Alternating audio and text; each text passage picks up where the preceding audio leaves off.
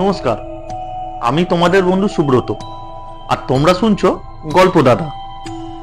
আজকে আমি আবার তোমাদের সামনে নিয়ে এসেছি আরো একটা রোমহর্ষক সত্যি ঘটনা। ঘটনাটা শেয়ার করেছে আমারই প্রতিবেশী সুশীল তরফদার মহাশয়। ওনার সাথে ঘটে যাওয়া এক অলৌকিক ঘটনা আজ আমি তোমাদের শোনাবো। তাহলে শুরু করা যাক। আমার নাম সুশীল তরফদার।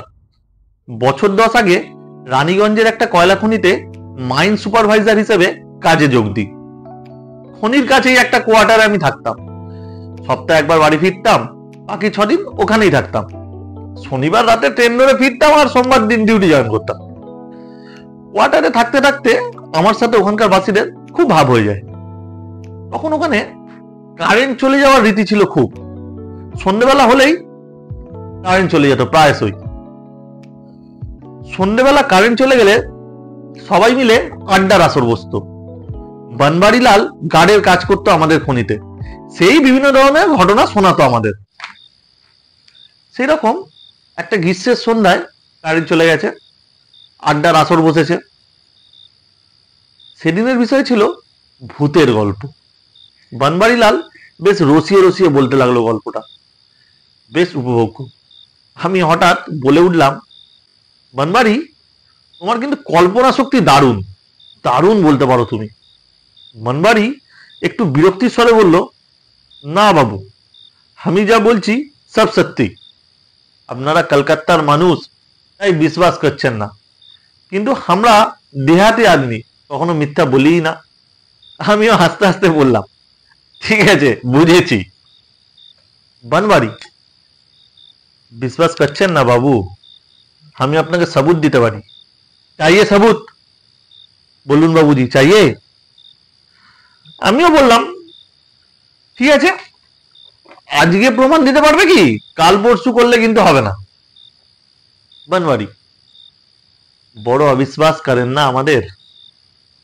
এখন 8টা বাজে, 9টার সময় চলুন আমার সাথে।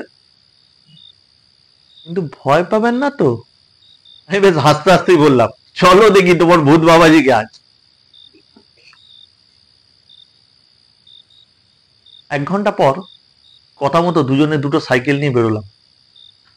আধ ঘন্টা সাইকেল চালিয়ে বনবাড়ি আমায় একটা অন্ধকার জায়গায় নিয়ে এলো। নিকষ অন্ধকার, কোথাও কোনো আলোর চিহ্নটুকুও নেই। টর্চের আলোয় একটা গেট চোখে পড়ল। সাইকেল নিয়ে ঢুকলাম ভেতরে।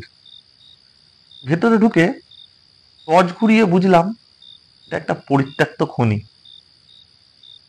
একটু দূরে একটা টিনের চালের ঘর, সেখানেই সাইকেলটা রাখলাম আমরা। টর্চের আলোয় ভালো করে দেখে নিলাম ঘরটা।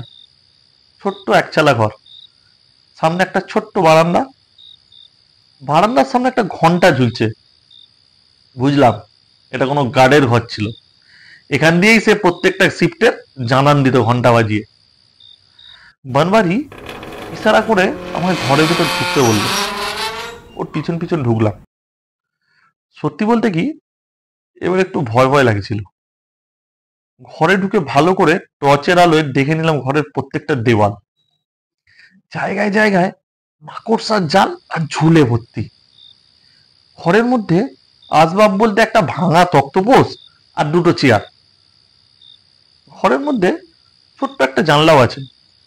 জানলার সামনে দাঁড়িয়ে একটু টর্চ মেরে বাইরে দেখলাম, জানলার বাইরেই ঘন্টাটা ঝুলছে।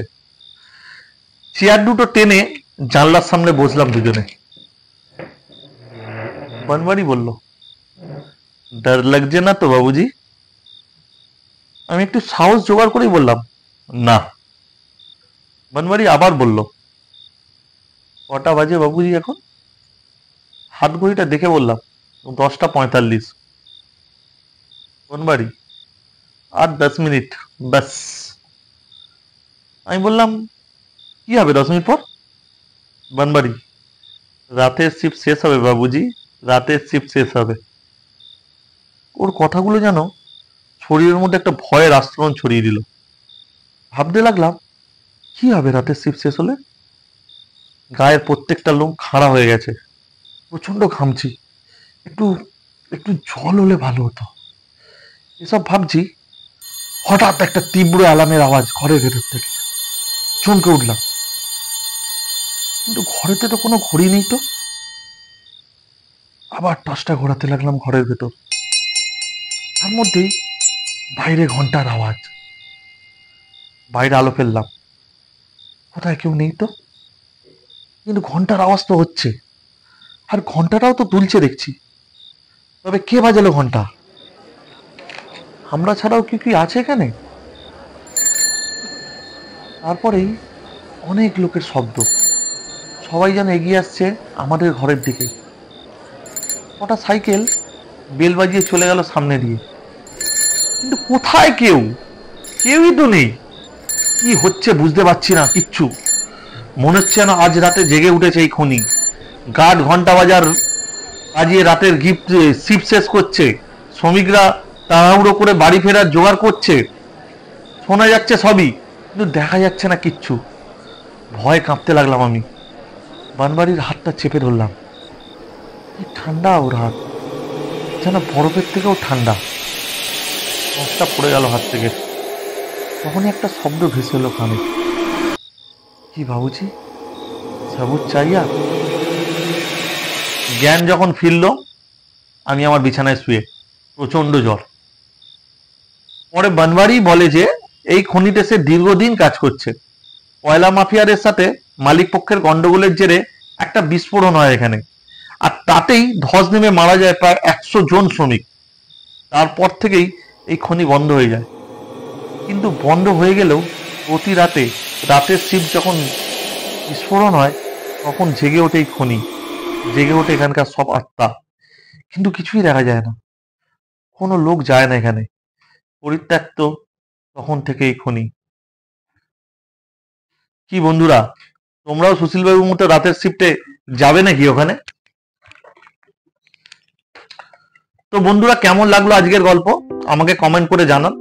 ভালো লাগলেও জানান, আর কোন কোন জায়গাগুলো খামতি হয়েছে সেটাও জানান। আর আপনাদের কোনো অভিজ্ঞতা থাকলে আমাকে জানান। আপনার গল্প ভালো লাগলে আমি আপনার গল্প শোনাবো আমার চ্যানেলে। আমার মেল আইডি নিচে ডেসক্রিপশন বক্সে দেওয়া হলো। আর এরকম আরো গল্প শোনার জন্য please like, share and subscribe my channel. আর সবশেষে প্লিজ গাছ লাগান, পরিবেশ বাঁচান।